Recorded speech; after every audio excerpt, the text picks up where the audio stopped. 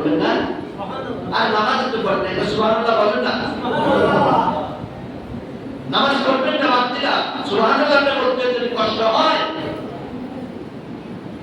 আপনি মুসলমান, মুসলমানের মুখ থেকে সুবহানাল্লাহ বাইর হবে না, আলহামদুলিল্লাহ বাইর হবে না, আল্লাহর নাম বাইর হবে না, কিসের মুসলমান? কেউ আসতে এখানে আসেন শুক্রবার দেখার জন্য, এক ওয়াক্ত নামাজ পড়ার জন্য আসার কি দরকার? তাও সালামটা ফিরানোর দিকে মনে হয় যেন মসজিদের মধ্যে আগুন লাগছে, ধুর করে বেরিয়ে কেন? সপ্তাহে একদিন নামাজ পড়তে আসেন, এটাতেও যদি 2টা রাকাত নামাজ পড়েন কখন শেষ হবে এই তাড়াহুড়ার ভিতরে? আরে ভাই, আল্লাহর নিয়ামত খাইতেছেন, নিঃশ্বাস ফলাইতেছেন, 24টা ঘন্টা নাজ নিয়ামতের ভিতরে পড়ে আছেন, ওই মালিককে সিজদা দিতে পৌঁছায় না, ওই জমিনের ভিতরে কেমনে থাকে? যার প্রাণ তাকে সিজদা দিবেন না? জামাত তো দূরের কথা, এখন জামাত তো অনেক ছুটে গেছে, নামাজই পড়ি না। এত আলোচনা হয়, এত আলোচনা হয়, কেন পেতেছেন? আযাব গজব দেখতেছেন, আল্লাহ নিয়ামত পেয়ে নাই, অভাব কেন দেয়? নামাজ পড়েন না, মসজিদ খালি রাখেন, যে কেমনে ঘুমান? এতগুলা পরিবারের মধ্যে প্রত্যেকটা ঘর থেকে যদি ঘরের কর্তা যিনি মালিক, যার কথায় ঘর চলে, তিনিও নামাজ পড়েন না, ঘর চলে কেন? কাকে শাসন করবে? আপনার ছেলে নেশা করে হবে না, কার ছেলে নেশা করে হবে? আপনার ভাই নেশা করে হবে না, কার ছেলে ভাই নেশা করে হবে? আপনার ছেলে আপনার কথা শুনবে না, কার কথা শুনবে? আপনি নামাজ পড়েন? আপনার ছেলে মেয়েকে নামাজ পড়ার জন্য বলেন? কতটুকু হুকুম জারি করছেন ঘরের মধ্যে?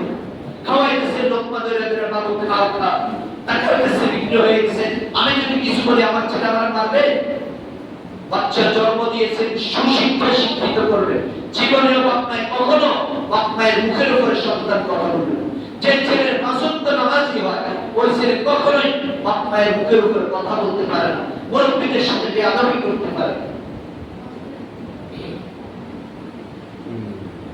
পাঁচওয়াক্ত নামাজ পড়বেন, জামাতে নামাজ পড়বেন, 40 দিন একটা রুটিন করে নেবেন, রুটিন করে নেবেন। এই 40 দিন আমি আল্লাহর জন্য, এই দুনিয়া পুরস্কার পাওয়ার জন্য, জাহান্নাম থেকে মুক্তি আর মুনাফিকি থেকে, মুনাফিকের দপ্তর থেকে আল্লাহ তাআলা নাম কেটে দিবেন। এখন মুনাফিক কাকে বলে? মুসলমান দাবি করে, ইসলামের কার্যকলাপ সবকিছু ইহুদিদের সাথে তাল মিলিয়ে করে, এগুলোকে বলে মুনাফিক। আমি আছি, তোমার পাশে আছি, লাগাই দিয়ে সরে গেছি, এগুলোকে মুনাফিক বলে। ইসলামের কথা বললে, হক কথা বললে, এগুলা ইমাম সাহেবের পিছে শুরু করে দেয়। হক কথা বললে ইমাম সাহেবকে কিভাবে বাইর করবে, এগুলা হলো মুনাফিক।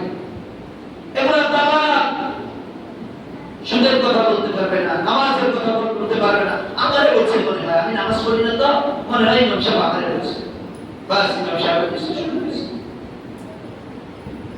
লজ্জা থাকা দরকার মিয়া, আমি নামাজ পড়ি না, আবার আমার বিষয় বলবে।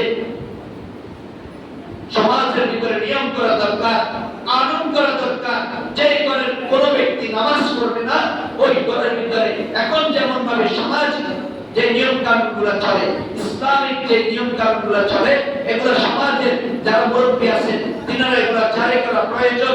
যারা নামাজ পড়ে না, ইমাম সাহেব ওদের ঘরের ভিতরে দাওয়াত দিতে পারবে না, তাদের ঘরে দোয়া করতে যেতে পারবে না, তাদেরকে জানাজা দিতে পারবে না। আর তুমি তো মুসলমান, তোমার কি কিসের জানাজা? নামাজ পড়ে না, কিসের মুসলমান?